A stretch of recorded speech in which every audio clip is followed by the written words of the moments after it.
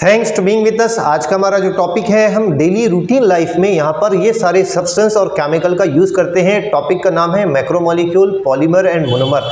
बहुत से मैक्रोमोलिक्यूल जैसे सेल्यूलोज, स्टार्च, इसी तरह से प्रोटीन और बहुत सारे रबर्स जो होते हैं, पॉलीथीन, ये सारे पॉलीमर्स और मैक्रोमोलिक्यूल हम हमारे डेली रूटीन लाइफ में यूज़ करते हैं, जो कि मोनोमर से बने होते हैं। सबसे पहले हम जानेंगे यहाँ मैक्रोमोलिक्यूल क्या होते हैं। Macromolecule is a giant molecule which is form from hundreds of thousands of atom which is chemically bonded. यहाँ पे जो है तो हजारों एटम्स अगर ज्वाइन होकर एक ह्यूज मॉलिक्यूल फॉर्म करते हैं तो उसे कहा जाता है मैक्रोमोलिक्यूल, जो आपको स्क्रीन पर दिखाई दे रहा है। इसमें आपको देखने मिलेंगे कई एटम्स हैं जो एक केमिकली बॉन्डेड होकर एक बड़ा ह्यूज मॉलिक्यूल क्रिएट किए हुए हैं। इनकी टाइप आती है, एक तो मैन मेड होते हैं या तो फिर यहाँ नेचुरल होते हैं। नेक्स्ट वन बात करेंगे पॉलीमर की। पॉलीमर का डेफिनेशन है a macromolecule which is form from regularly repetition of smaller unit that is said to be a polymer. छोटे छोटे यहाँ पे जो यूनिट्स होते हैं ये बार बार अगर रिपीट्स हो जाए तो जिससे बनेगा एक ह्यूज मैक्रोमोलिक्यूल, उस मैक्रोमोलिक्यूल को कहा जाता है पॉलीमर। चलिए एग्जांपल के जरिए समझते हैं इसे। यहाँ हमने ये लिया है इथीन, जो कि पॉलीथीन हम यहाँ पर कैरबैक के नाम से जानते हैं। जिसे ये पॉलीथीन का एक छोटा मॉलिक्यूल है जिसे हम इथिलीन कहते हैं।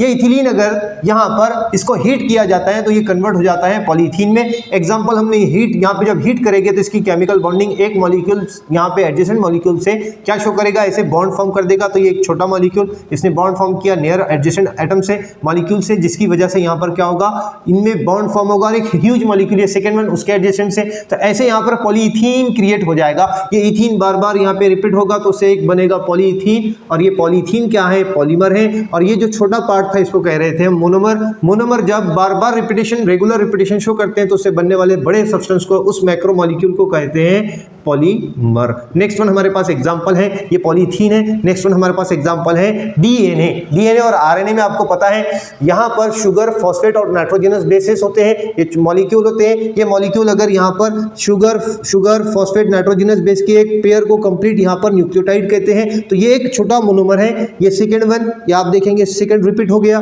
नाउ थर्ड रिपीट हो गया। तो ये मोनोमर, इसको हम यहाँ पे जो तो न्यूक्लियोटाइड को मोनोमर कह रहे हैं। ये सेकंड मोनोमर, थर्ड, फोर्थ, ऐसे हजारों मोनोमर्स रहे और वो रिपीटेशन शो करे, बॉन्डिंग शो करे तो इसको कहेंगे पॉलीन्यूक्लियोटाइड। एक को कह रहे हैं हम यहाँ पर न्यूक्लियोटाइड, और ये अगर कहीं जुड़ जाए तो इसको कहेंगे पॉलीन्यूक्लियोटाइड। ये पॉलीन्यूक्लियोटाइड क्या है, यहाँ पर जो है ये पॉलीमर्स है। पॉलीन्यूक्लियोटाइड को हम यहाँ पर कह रहे हैं डीएनए। तो ये डीएनए जो होते हैं ये न्यूक्लियोटाइड के पॉलीमर्स होते हैं, और ये पॉलीमर्स क्या होते हैं, बड़े मॉलिक्यूल होते हैं जिसमें कई हजारों एटम्स प्रेजेंट होते हैं।